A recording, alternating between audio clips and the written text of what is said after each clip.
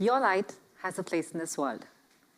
That's not an affirmation, that's physics.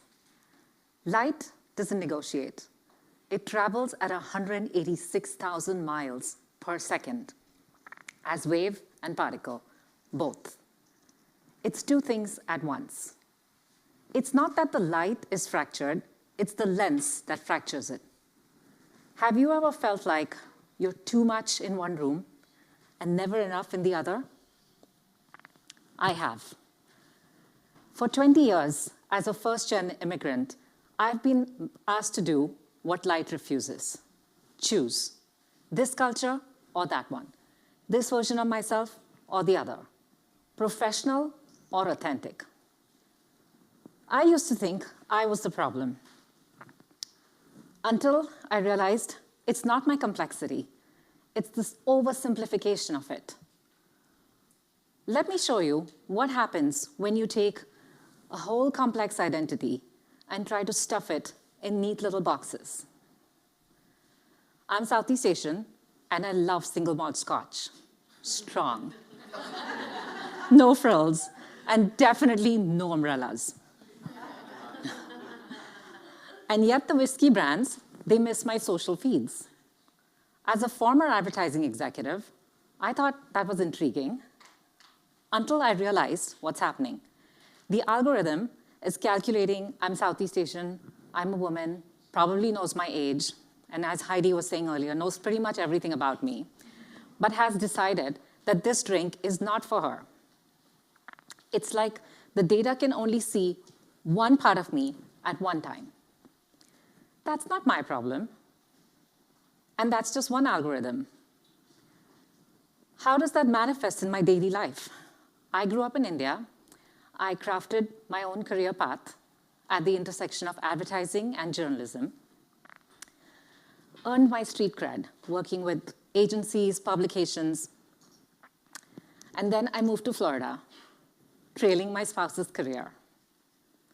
By choice, I realized that not everyone's migration story has that privilege, but it wasn't easy. I had to deal with questions like, how do you speak English so well? Will you be able to write for the American culture? And yes, I did watch Friends in India too. So I think I got this handled. This with a global portfolio. Just when I was starting to feel settled in marketing and fashion in Florida, it was time for me to move again, this time to the Northeast.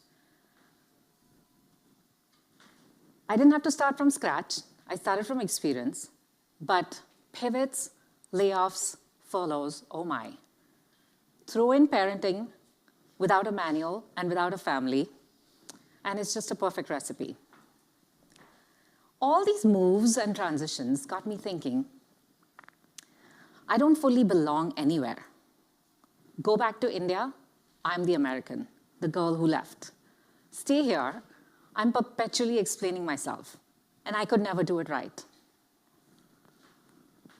But what I found interesting was that my weirdness or complexity appeared different based on who's watching. And I developed in this process what I called a split heart.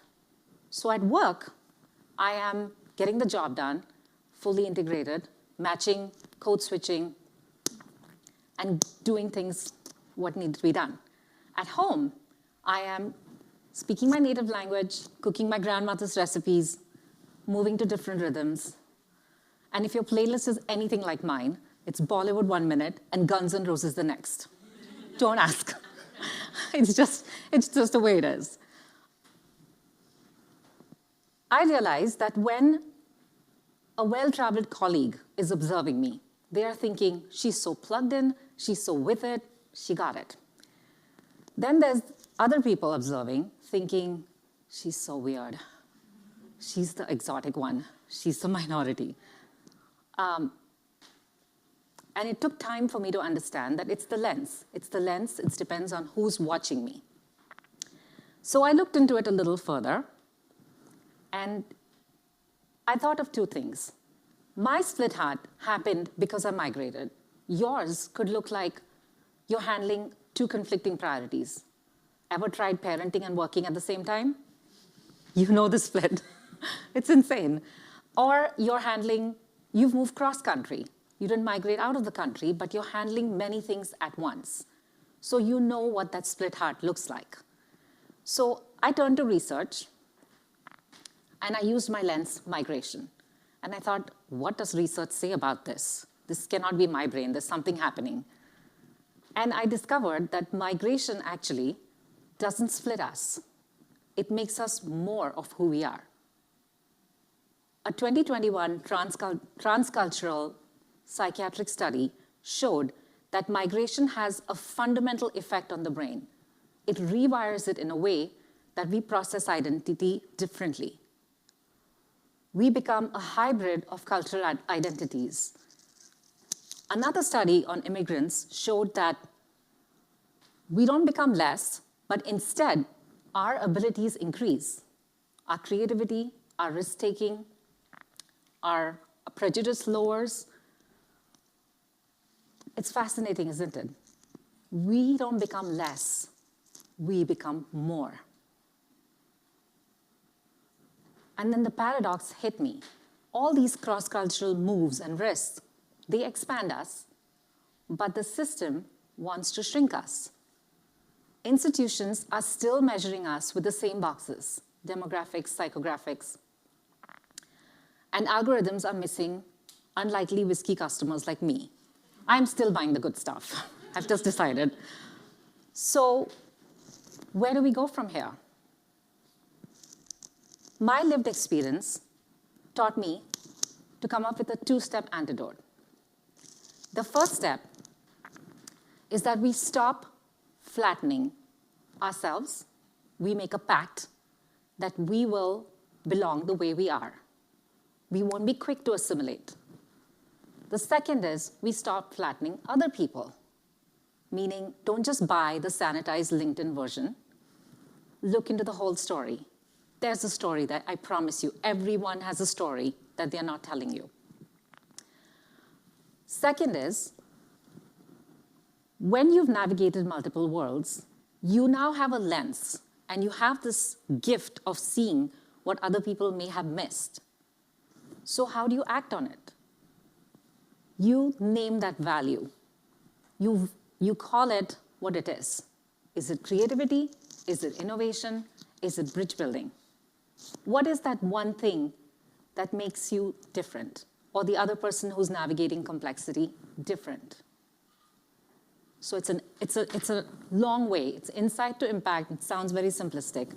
But the first step in this is intersectionality. The next is cognitive fluency. You start to understand, you learn how to switch context very, very easily. And the next is integration. You start living from that one place. It sounds great in theory, but I didn't want to stop there. I want to talk to you about someone who lived this reality before he had the language or the tools for it. My father. It's 1947. He's a year old, and he's been shuttled across the border. This is the post-colonial split between India and Pakistan. Our ancestors left because they wanted to stay true to their beliefs. My father didn't even understand the meaning of the word refugee, but he grew up in its shadow. He watched his parents build up from ground zero.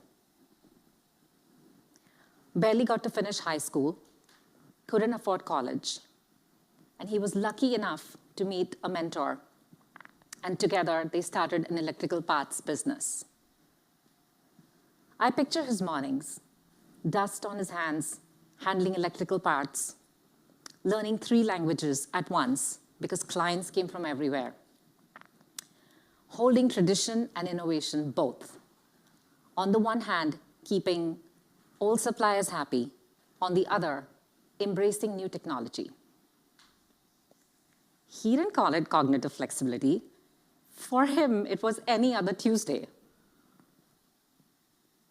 And I was just amazed at how he built what he built. In 10 years, he built something no one could take away. Not because he overcame complexity, but because by then it had become his operating system. The beautiful ability to hold grief and hope together, loss and momentum.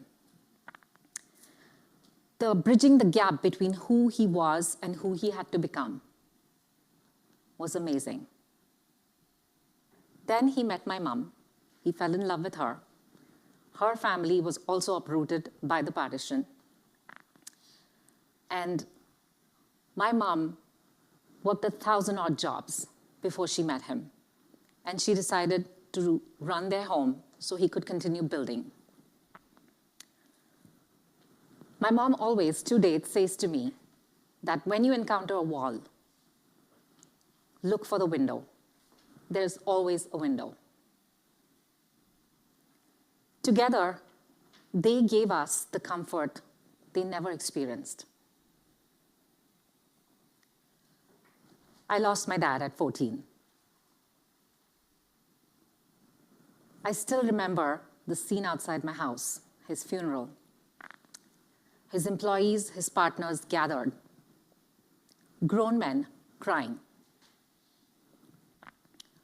One of them said to me, "Your father had the remarkable ability to see us for who we were and who we can become. He had the sight." At 14, I didn't understand what I was losing. I definitely didn't understand what I was inheriting. And life felt like a blur. Until I first left the country and I migrated. And I remember feeling very othered in Florida. I remember feeling having to prove myself in one room, keep dimming my light in the other, and this whole balance was crazy for me to handle. I remember being asked to pick one lane, to stay professional or traditional. Why are you so weird? Why are you so different? It was at that time his voice and his legacy came back to me. I remembered the conversation that was had outside my house on his funeral, and I remembered his gift of sight, where he said, "You don't have to choose. You can be both people, if need be." And that woke me right up, and I'm like, wait a minute. I didn't compromise in India. I was perfectly happy choosing a creative career path.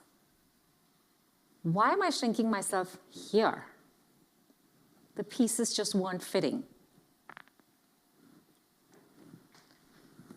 That's him. This photo is from a wonderful memory I have from a vacation.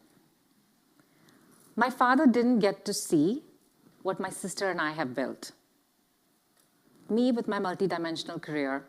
In fact, the title of this talk is a line from my book, because I wanted this belief to have space to prosper and not just be heard.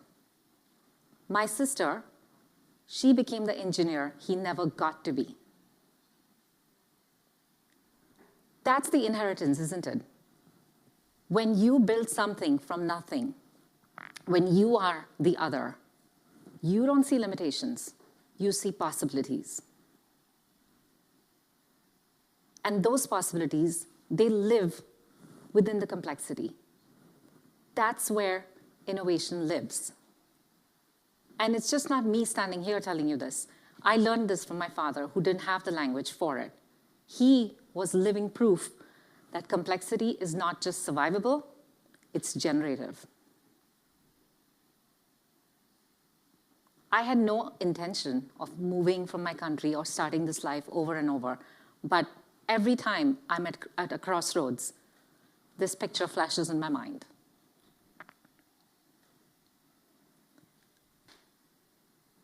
When you stop flattening yourself, you actually open the door to someone else, and you invite them, and you remind them to show up whole. Because my father taught me to stop being either or. and to dare to become the and. We live in a world of either or. And in that, we can and must dare to be the and. We need to stop apologizing for complexity. We need to stop dimming our light for others' comfort. And we need to do the same for the other. We need to look at them as a whole. Why? Because your light and their light has a place in this world. Exactly as they are, exactly as you are. And light doesn't negotiate. Neither should you. Thank you.